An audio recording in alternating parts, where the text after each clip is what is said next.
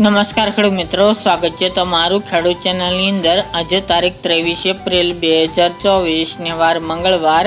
આજના થરાદ માર્કેટ યાર્ડના તાજા બજાર ભાવ। તો ખેડૂત મિત્રો, આજે થરાદ માર્કેટ યાર્ડની અંદર જીરુનો સૌથી ઊંચો ભાવ 4400 રૂપિયા જોવા મળી રહ્યો છે। હાલ જીરુના ભાવમાં વધઘટ સાથે વેપાર જોવા મળી રહ્યો છે। વરિયાળીના ભાવમાં પણ સામાન્ય વધઘટ જોવા મળી રહી છે। તો ચાલો આપણે જાણી લઈએ કે આજે રાયડો, જીરું અને અજમાના ભાવ શું ચાલી રહ્યા હતા।